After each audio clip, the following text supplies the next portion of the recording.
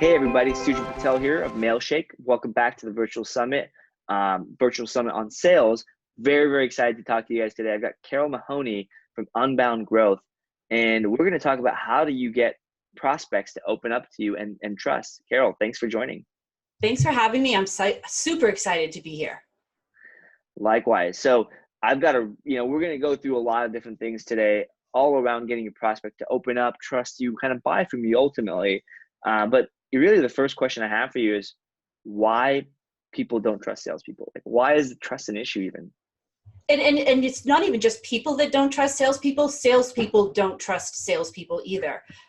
There's a research paper that was done by Objective Management Group that they called the Trust Project, and they looked at what are the reasons why people don't trust. And they found that salespeople are just as likely to distrust salespeople as just everyday people.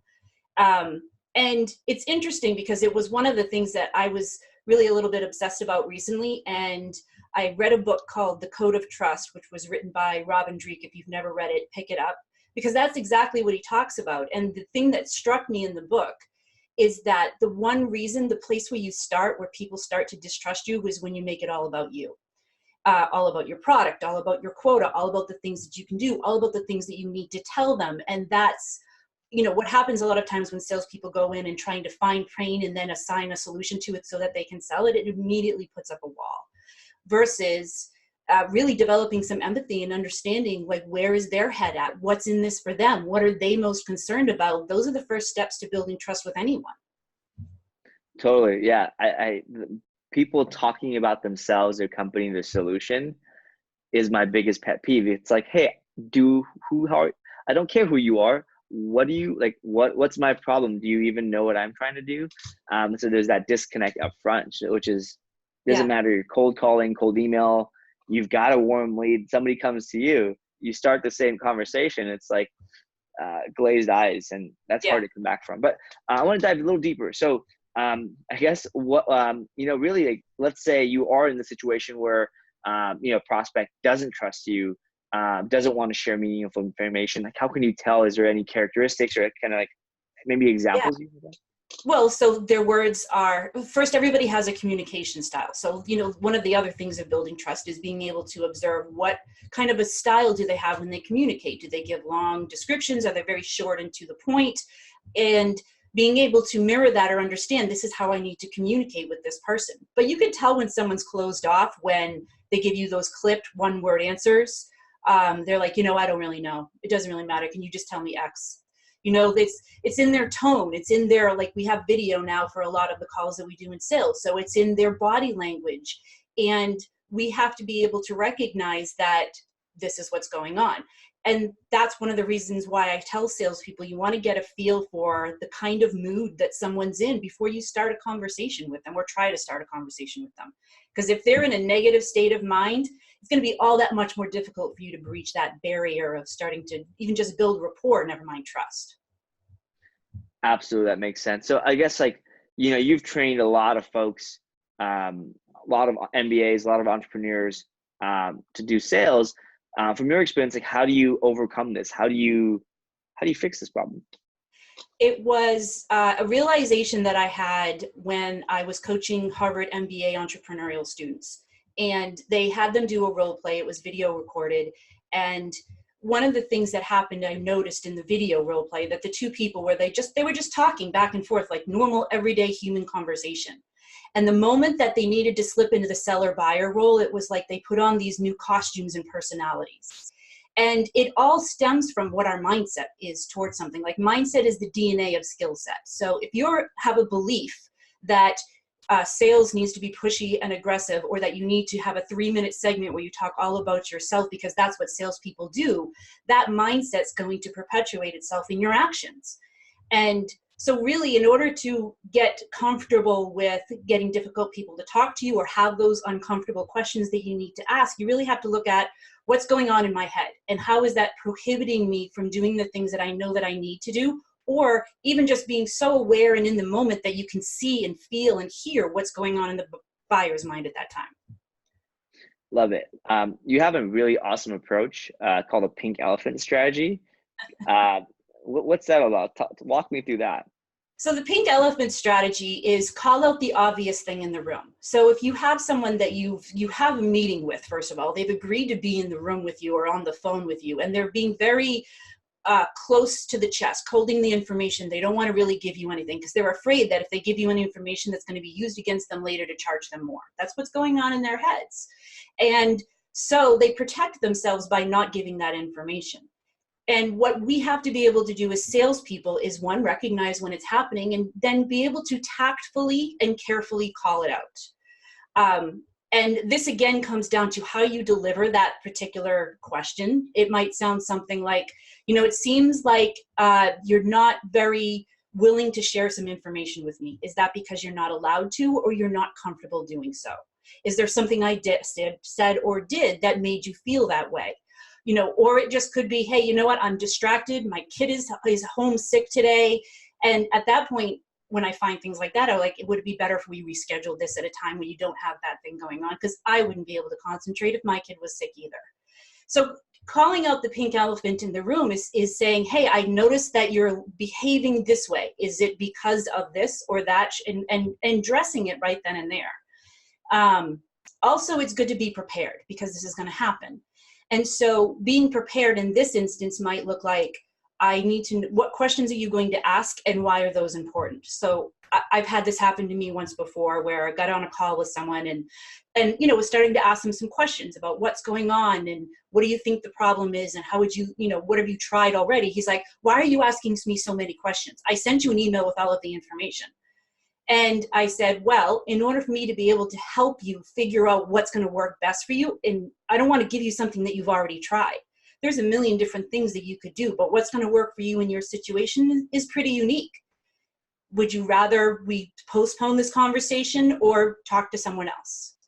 And he immediately, his wall came down. He's like, no, you're right. It's just, my boss is on my back because he wanted this done yesterday. And I've talked to 5 or 6 different people and I feel like I keep answering questions and not getting answers. And it's amazing sometimes how people will share with you, hey, this is what's really going on, when you're like, hey, are you upset with me? Is kind of the pink elephant in the room strategy. I love it. Yeah. It's maybe the other person just doesn't want to be there. Like, hey, I know your boss told you to talk to me, but might as well make the most of our time, right? Or Yep. get this thing out of the way so you can go lollygaggle for the next 45 minutes and get this thing done in 15. Or even asking, what are you hoping the outcome of this is going to be that's going to be the best use of your time? What do you, and doing that even before you get into the meeting so you can address it right away. Because a lot of times people are closed off because how this gentleman's reaction was is I've talked to all of these people and I still haven't got an answer. And I'm not patient enough to sit here and wait for you to figure it out. I love that. Yeah, we at Mailshake, we actually, when we do demos, we ask them like, what's the outcome you're looking for? I mean, not exactly that way, but It's funny, that one question up front dramatically changed us qualifying leads. That helped us close more leads. When somebody told us like, oh yeah, we're just researching different tools.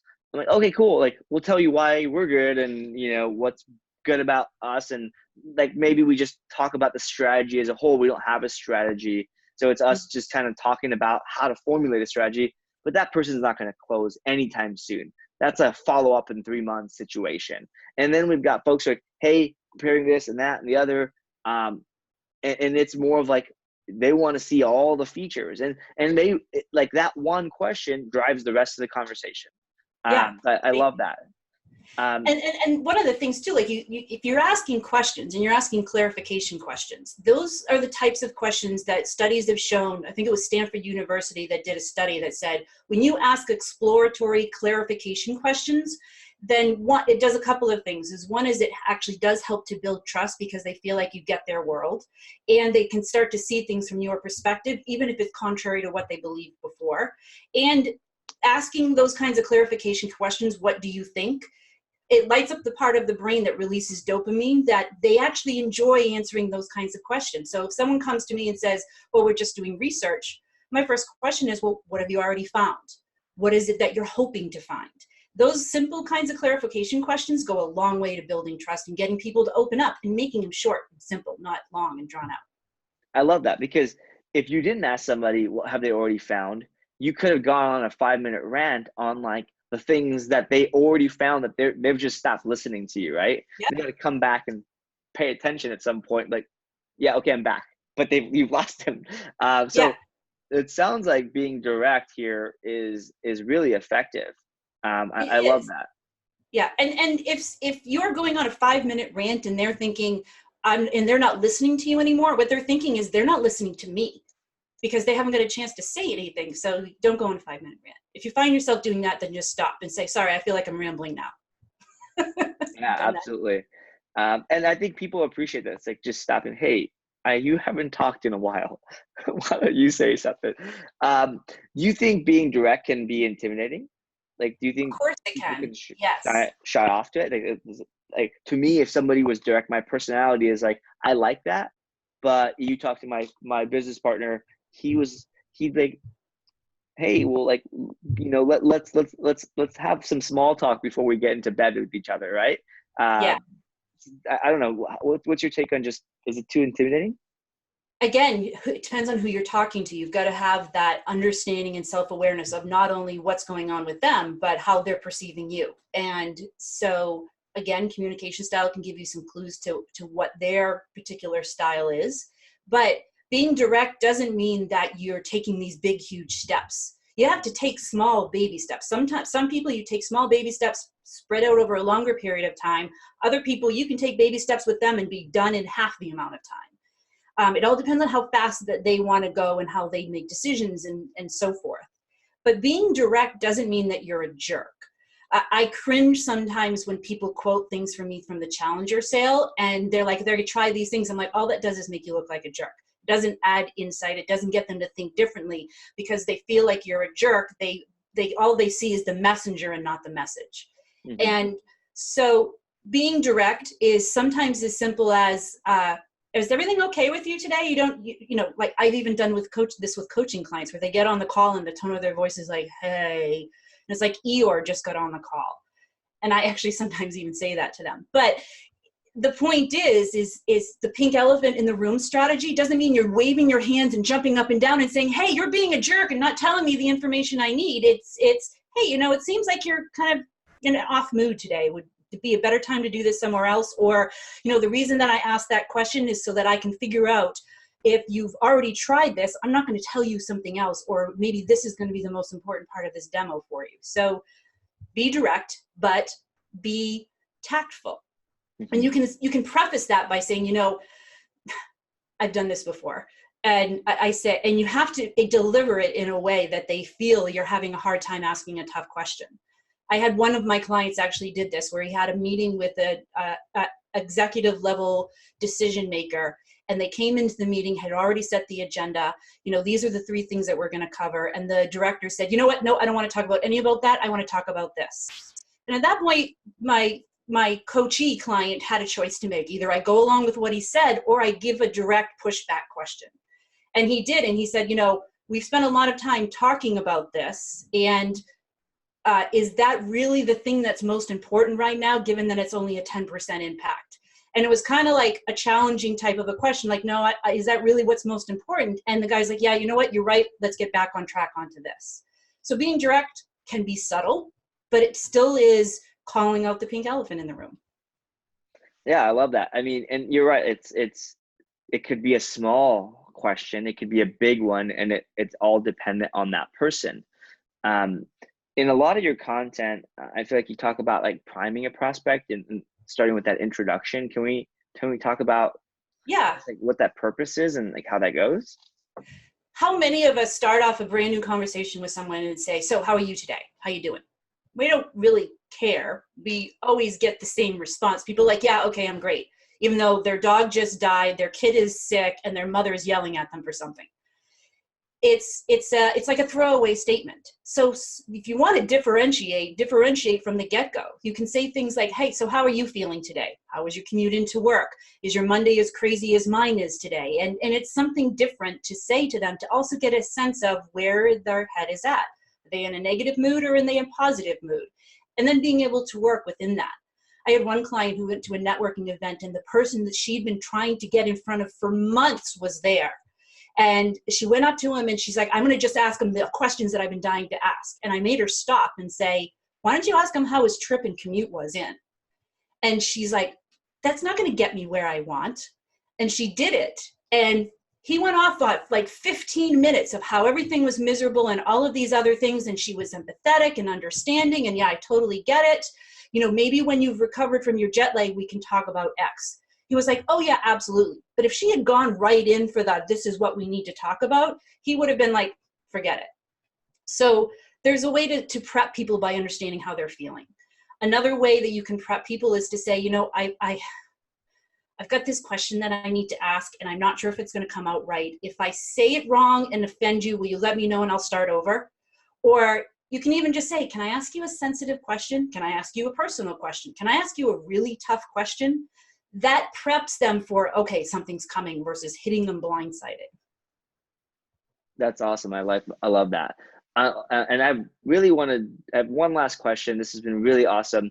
I want to talk about, okay, so clearly there's a lot of things people can do, and some of this is very simple to apply.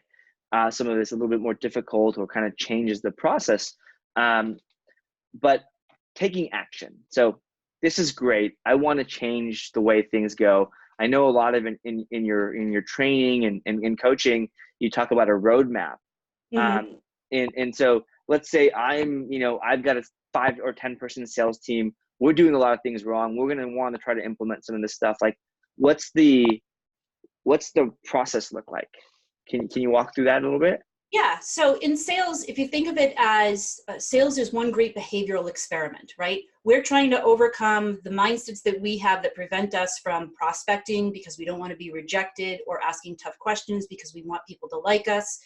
But then on the other side, we also have buyers who are trying to make decisions. So this is one great big behavioral experiment. And if you want to change a behavior, there's a scientific process to go through that.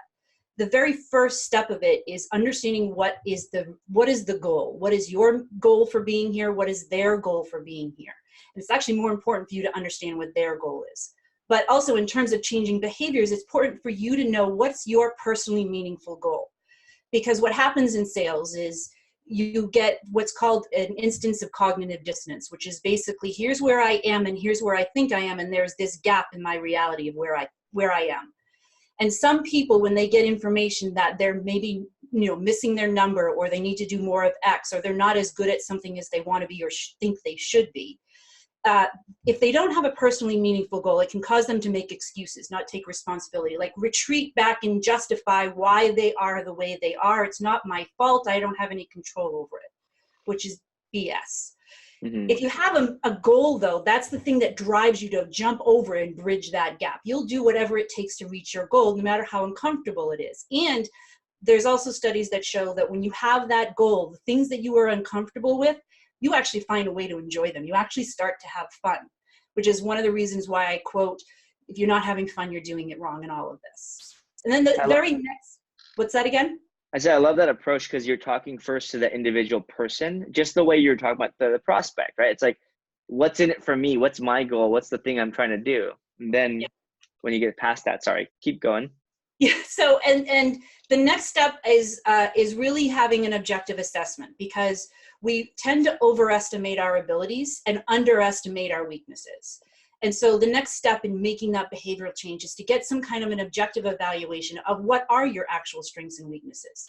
And if you think about it, you do that in the sales process as well with buyers. Where are the things that they're missing? Where are the things that they're strong in? Where, how does this problem get solved in multiple ways and angles? And an evaluation for a salesperson or a sales team helps leaders to know, okay, where is it that my team needs mindset strengthening? Like, they need to understand that it's not about them. That helps them with their need for approval, because if it's not about you, then it doesn't matter what people think of you. And things like controlling emotions, because these are this mindsets that are the DNA to help us ask those tough questions, prospect consistently, and etc. And then getting an idea of, okay, so we understand the mindsets that are contributing to the behaviors that our salespeople are exhibiting, which we see in our spreadsheets and our reports where they're not making quota. And then we look at, all right, so what are the skill sets that they need to also learn? And what that does for the salesperson is it helps them to get their roadmap of, all right, where do I need to start making progress? And it makes it very specific, which is the other side to changing behavior. Is if you just tell your salespeople you need to prospect more, that's like telling someone who needs to lose weight they need to exercise more. But if you say to your salesperson who needs to prospect more that you need to make 8 calls a day to these specific people and with this specific message, that's something they can take action on. Just like the person exercising, instead of saying exercise more, jog 20 minutes a day, walk 20 minutes a day, specific actions. And that then evaluation, goal setting becomes the roadmap for all of the things that you need to work on with your team, and also what the managers need to focus on, because managers' time is limited.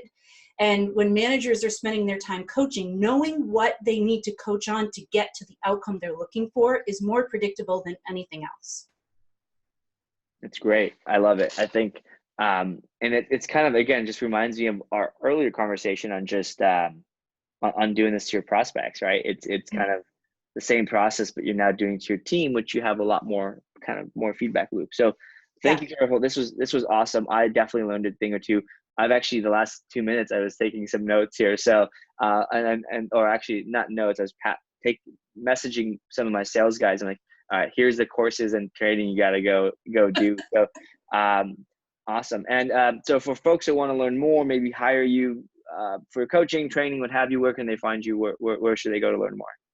Definitely go to unboundgrowth.com. There's resources there, both for individual salespeople, sales leaders. I love working with startups. It's kind of in my DNA, so to speak. And then obviously follow me on LinkedIn, Facebook, Twitter, Instagram. I'm in all of those places too. Awesome. And one quick thing for everybody, check out Unbound Growth live or on-demand content, and the videos, webinars, all that stuff is great. Like, so I think there's a lot more lessons and things you can obviously share and learn from Carole. Again, mild stalking before we did this video. I like binge watched like probably 5 or 6 different pieces of content from you. So I urge everyone to keep doing that or take a look. Yeah, and I post a lot of videos to YouTube lately as well. It's just so much easier to talk to people than to sit down in front of a blank piece of paper and write, and that's how we learn, really. Absolutely. I love it. Thanks, Carole, and have a good day. Thank you. Bye-bye.